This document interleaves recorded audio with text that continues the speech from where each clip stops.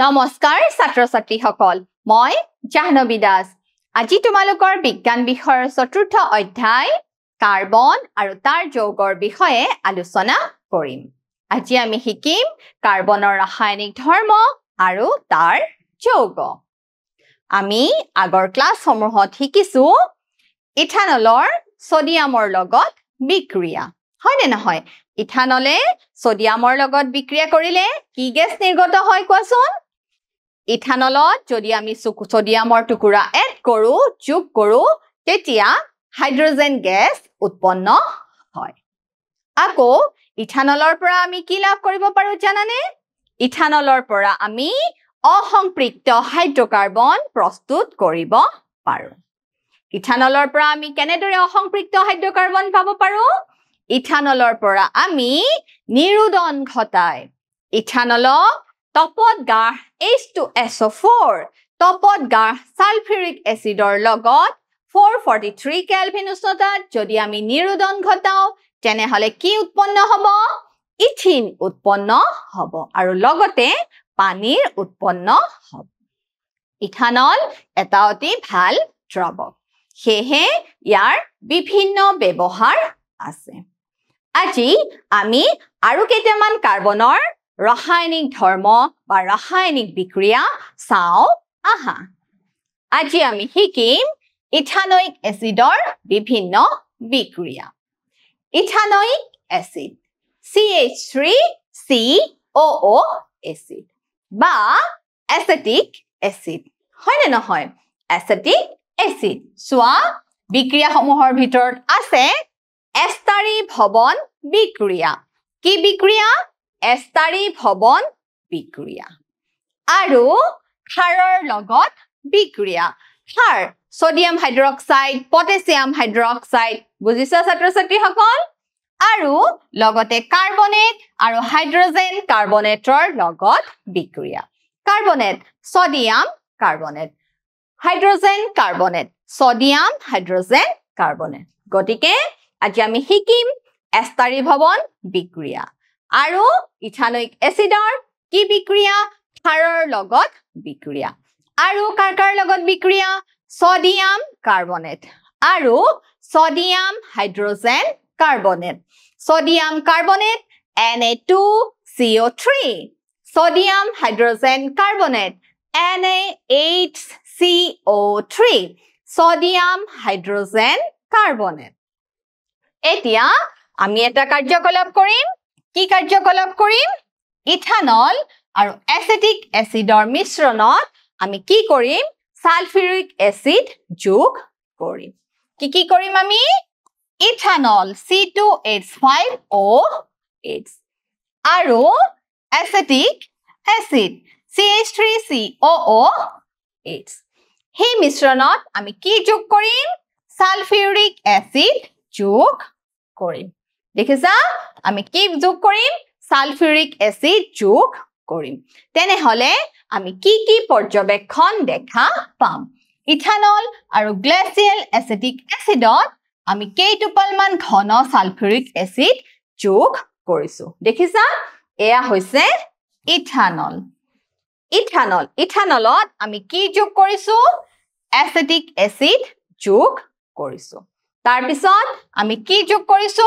ঘন সালফিউৰিক এসিড যোগ কৰিছো ইথানলত আমি এসিটিক এসিড যোগ কৰিছো তাৰ পিছত আমি কি যোগ কৰিছো ঘন সালফিউৰিক এসিড যোগ কৰিছো সোৱা তাৰ ফলত কি গঠন হৈছে এষ্টাৰৰ গঠন হৈছে এষ্টাৰ কি জানানে এষ্টাৰ এটা সুগন্ধি দ্ৰব্য তাৰ মানে আমি এই বিক্ৰিয়া কৰাৰ লগে লগে আমাৰ নাকত এটা খুব ধুনীয়া গোন্ধ আহি পৰে কাৰণ কি গঠন হয় এষ্টাৰৰ গঠন হয় গতিকে ছাত্ৰ ছাত্ৰীসকল তোমালোকে মনত ৰাখিবা ইথানল আৰু এসিটিক এসিড যদি আমি যোগ কৰো তাৰ লগত যদি আমি সালফিউৰিক এসিডৰ মিশ্ৰণ ঘটাও তেনেহলে আমি এটা সুগন্ধি দ্ৰব্য লাভ কৰো আৰু এই সুগন্ধি দ্ৰব্যটো কি বুলি কোৱা হৈছে এস্টাৰ বুলি কোৱা হৈছে সোৱা বিক্ৰিয়াটো তোমালোকক দেখুৱা হৈছে এয়া হৈছে এসিটিক এসিড কি এসিটিক এসিড আৰু ই হৈছে ইথানল কিহৰ উপস্থিতিত সালফিউৰিক এসিডৰ উপস্থিতিত তেতিয়া কি গঠন হৈছে এস্টাৰ গঠন হৈছে লগত পানীৰ সৃষ্টি হৈছে সোৱা ছাত্ৰ-ছাত্ৰীসকল CH3COOH তাৰ লগত C2H5OH C2H5OH ফলত কি গঠন হৈছে এস্টাৰ গঠন হৈছে কেনেকে এস্টাৰ গঠন হৈছে CH3CO CH3CO দেখিছা তাৰ লগত কি লগ লাগিছে OC2H5 দেখিছা OC2H5 আৰু কি সৃষ্টি হৈছে পানীৰ সৃষ্টি হৈছে এইটোক আমি কেনেদৰে দেখাব পাৰো CH3 C অক্সিজেন D বান্ধনী আৰু লগত কি লগ লাগিছে OC2H5 প্লাস পানী আৰু ই হৈছে কি এটা সুগন্ধি দ্ৰব্য এস্টাৰ CH3C double bond O OC2H5 এতিয়া সোৱা পৰ্যবেক্ষণ মৃদু আৰু ফলৰ দৰে গুণযুক্ত যৌগ গঠন মৃদু আৰু ফলৰ দৰে খুব ধুনিয়া এটা সুগন্ধি ওলায় যৌগটোৰ নাম হৈছে এস্টাৰ যৌগটোৰ নাম কি এস্টাৰ আৰু এস্টাৰ সংকেত কি CH3COOC2H5 ই হৈছে কি এস্টাৰ লগত কি সৃষ্টি হৈছে পানীৰ সৃষ্টি হৈছে কাৰ কাৰ মাজত বিক্ৰিয়া ঘটিছে ইথানল আৰু এসিটিক এসিড ইথানল আৰু এসিটিক এসিডৰ মাজত বিক্ৰিয়া ঘটি এস্টাৰ উৎপন্ন হয় এতিয়া সোৱা সাবুনি ভৱন কি পঢ়িম আমি এতিয়া সাবুনি ভৱন এই বিক্ৰিয়াক এই কাৰণে সাবুনি ভৱন বুলি কোৱা হয় কাৰণ সাবুন উৎপাদনত এই বিক্ৰিয়া ব্যৱহাৰ কৰা হয় সোৱা এস্টাৰ এস্টাৰক আমি ক্ষাৰ কিহৰ লগত বিক্ৰিয়া কৰিম সোডিয়াম হাইড্ৰক্সাইডৰ লগত বিক্ৰিয়া কৰিম দেখিছা এস্টাৰক যদি আমি সোডিয়াম হাইড্ৰক্সাইডৰ লগত বিক্ৰিয়া কৰো তেনে হলে এলকহল আৰু কাৰ্বক্সিলিক এসিডৰ সোডিয়াম লৱণ প্ৰস্তুত হয় দেখিছা ই হৈছে এস্টাৰ এস্টাৰক আমি সোডিয়াম হাইড্ৰক্সাইডৰ লগত বিক্ৰিয়া ঘটালে কি উৎপন্ন হ'ব এলকহল আৰু সোডিয়াম লৱণ কিহৰ সোডিয়াম লৱণ কাৰ্বক্সিলিক এসিডৰ সোডিয়াম লৱণ প্ৰস্তুত হ'ব সোৱা CH3COOC2H5 ই হৈছে আমাৰ এস্টাৰ ইয়াক যদি আমি কিহৰ লগত বিক্ৰিয়া ঘটাও ক্ষাৰৰ লগত মানে সোডিয়াম হাইড্ৰক্সাইড তেতিয়া আমি কি পাম পুনৰ এলকহল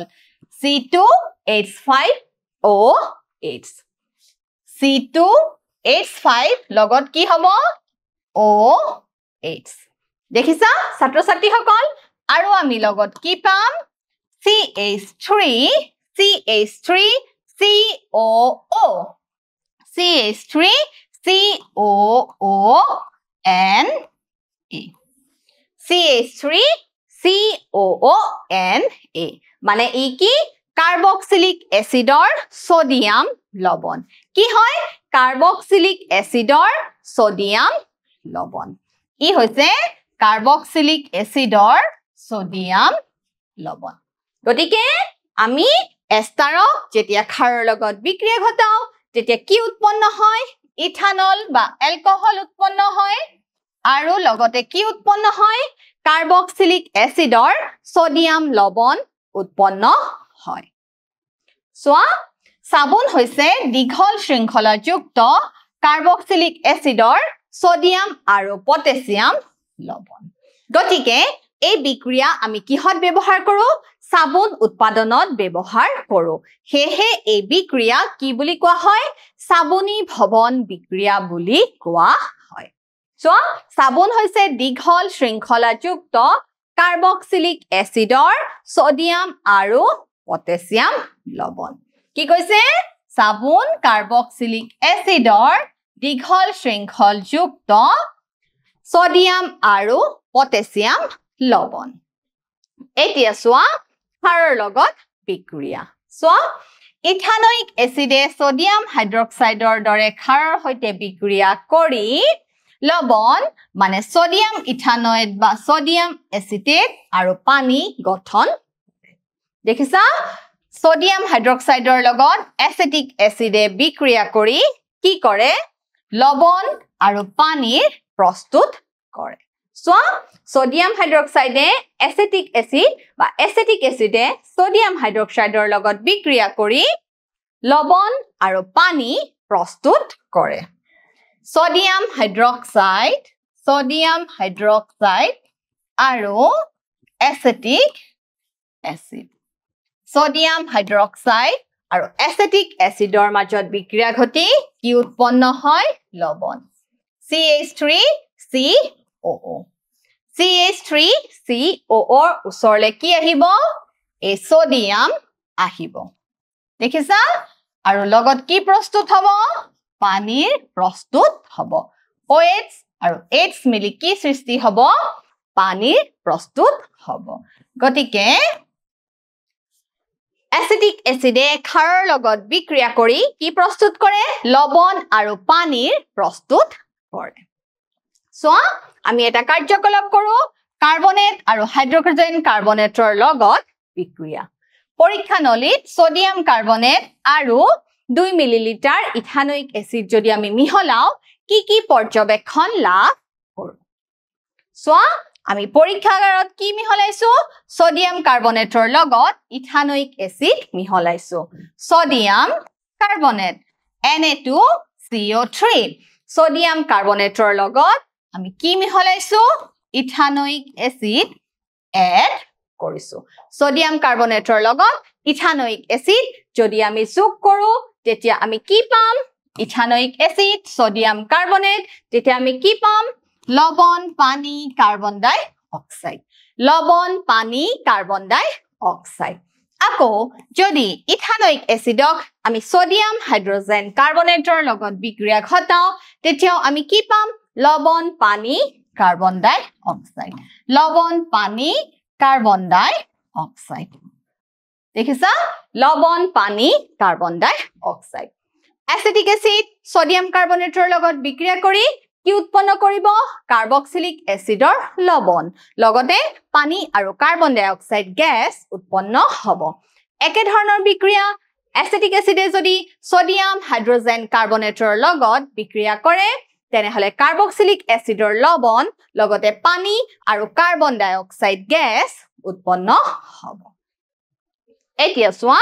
আমাৰ পৰ্যবেক্ষণ কি লৱণ কাৰ্বন ডাই অক্সাইড গেছ আৰু পানী লৱণ কাৰ্বন ডাই অক্সাইড গেছ আৰু পানী সোৱা আমি আৰু এটা কাৰ্যকলাপ কৰিম এই গেছত চুনৰ পানী পাৰ হলে আমি কি পৰ্যবেক্ষণ দেখা পাওঁ যদি আমি এই গেছত চুনৰ পানী পঠিয়াও সোৱা ফ্লো পাইপ আৰু এয়া হৈছে চুনৰ পানী দেখিছা ইয়াতে বুদবুদৰ সৃষ্টি হৈছে সোৱা কাৰ্বন ডাই অক্সাইডে চুনৰ পানী কি কৰে গাখীৰৰ দৰে বগা কৰি মানে কি সৃষ্টি হ'ব গাখীৰৰ দৰে বগা কৰি তুলিব কাৰ্বন ডাই অক্সাইডে চুনৰ পানী কি কৰে খোলা কৰে কাৰ্বন ডাই অক্সাইডে চুনৰ পানী কি কৰে খোলা কৰে গতিকে ইয়াৰ পৰা আমি প্ৰমাণ পাওঁ যে যিটো গেছৰ সৃষ্টি হৈছে সেই গেছটোৰ নাম কি কাৰ্বন ডাই অক্সাইড গেছ এতিয়া সোৱা আমাৰ কনক্লুজন এচিটিক এচিডে কাৰ্বনেট আৰু হাইড্ৰজেন কাৰ্বনেটৰ সৈতে বিক্ৰিয়া কৰি কাৰ্বন ডাই অক্সাইড পানী আৰু লৱণ সৃষ্টি কৰে এচিটিক এচিডে কাৰ্বনেট আৰু হাইড্ৰজেন কাৰ্বনেটৰ লগত বিক্ৰিয়া কৰি কি প্ৰস্তুত কৰে লৱণ পানী কাৰ্বন ডাই অক্সাইড এচিটিক এচিডে কাৰ্বনেট আৰু হাইড্ৰজেন কাৰ্বনেটৰ লগত বিক্ৰিয়া কৰি লবণ পানী আৰু কাৰ্বন ডাই অক্সাইড উৎপন্ন কৰে লবণ পানী কাৰ্বন ডাই অক্সাইড এতিয়া আমি চাও আহা ভৌতিক আৰু ৰাসায়নিক ধৰ্মৰ ভিত্তিত ইথানল আৰু ইথানয়িক এচিডৰ পাৰ্থক্য আমি প্ৰথমে ভৌতিক ধৰ্ম চাও গুণৰ ক্ষেত্ৰত চাও ইথানলৰ এটা মিঠা সুগন্ধি আছে আৰু ইথানয়িক এচিডৰ নাক জনজনাই যোৱা গোন্ধ আছে উতলাংক ইথানলৰ উতলাংক কম আৰু ইথানয়িক এচিডৰ উতলাংক বেছি গলনাংক ইথানলৰ গলনাংক কম আৰু ইথানয়িক এচিডৰ গলনাংক বেছি লিটমাছ পেপাৰৰ ক্ষেত্ৰত ইথানল যেহেতু প্ৰথম গতিকে ইথানলে লিটমাছৰ কোনো ধৰণৰ ৰঙৰ পৰিৱৰ্তন নকৰে কিন্তু ইথানয়িক এচিড যেহেতু আম্লিক প্ৰকৃতিৰ গতিকে ই নীলা লিটমাছ কি কৰিব পাৰে ৰঙা কৰিব পাৰে ৰাসায়নিক ধৰ্ম ইথানলে সোডিয়াম কাৰ্বনেট আৰু সোডিয়াম হাইড্ৰোজেন কাৰ্বনেটৰ লগত বিক্ৰিয়া নকৰে কিন্তু ইথানয়িক এচিডে সোডিয়াম কাৰ্বনেট আৰু সোডিয়াম হাইড্ৰোজেন কাৰ্বনেটৰ লগত বিক্ৰিয়া কৰি কাৰ্বন ডাই অক্সাইড লবণ আৰু পানীৰ উৎপন্ন কৰে আকৌ ক্ষাৰকীয় পটাছিয়াম পাৰমাংগানেটৰ লগত ইথানলে বিক্ৰিয়া কৰি কি কৰে পাৰমাংগানেটৰ বেঙুনীয়া বৰণ নোহোৱা কৰে পাৰমাংগানেটৰ বেঙুনীয়া বৰণ নোহোৱা কৰে কিন্তু এই বিক্ৰিয়া ইথানয়িক এচিডে নেদেখুৱায় তাৰ মানে ইথানয়িক এচিডে কোনো ধৰণৰ বৰণ পৰিৱৰ্তন কৰিব নোৱাৰে গতিকে ছাত্ৰ-ছাত্ৰীসকল এয়া হৈছে ইথানল আৰু ইথানয়িক এচিডৰ ভৌতিক আৰু ৰাসায়নিক ধৰ্মৰ ওপৰত ভিত্তি কৰি হোৱা পাৰ্থক্য এতিয়া তোমালোকে এতিয়া এটা মোক কি দিব লাগিব পৰীক্ষা দিব লাগিব সোডিয়াম এচিটেটৰ সংকেত হৈছে সোডিয়াম এচিটেট কি হ'ব CH3COONA বা কাৰ্বক্সিলিক এচিডৰ সোডিয়াম লবণ সোডিয়াম এচিটেট CH3COONA মোৰ দ্বিতীয় প্ৰশ্ন তলৰ কোনটো দুৰ্বল acid HCl H2SO4 CH3COOH HNO3 কোনটো দুৰ্বল এচিড হ'ব CH3COOH মানে ইথানয়িক এচিড বা এসিটিক এচিড মোৰ তৃতীয় প্ৰশ্ন এসিটিক এচিডে কাৰ্বনেট আৰু হাইড্ৰোজেন কাৰ্বনেটৰ সৈতে বিক্ৰিয়া কৰি কাৰ্বন ডাই অক্সাইড লবণ আৰু পানী দিয়ে ই শুদ্ধ নে অশুদ্ধ ই হৈছে শুদ্ধ এসিটিক এচিডে কাৰ্বনেট আৰু হাইড্ৰোজেন কাৰ্বনেটৰ সৈতে বিক্ৰিয়া কৰি লবণ আৰু পানী দিয়ে কাৰ্বন ডাই অক্সাইড গেছৰ সৃষ্টি হয় আৰু লগতে পানীৰ সৃষ্টি হয় গতিকে ছাত্ৰ-ছাত্ৰীসকল আজি আমি শিকিলো ইথানয়িক এচিডৰ ৰাসায়নিক ধৰ্মসমূহ আশা কৰো তোমালোকে বুজিবলৈ সক্ষম হৈছা আজিলৈ আহো ধন্যবাদ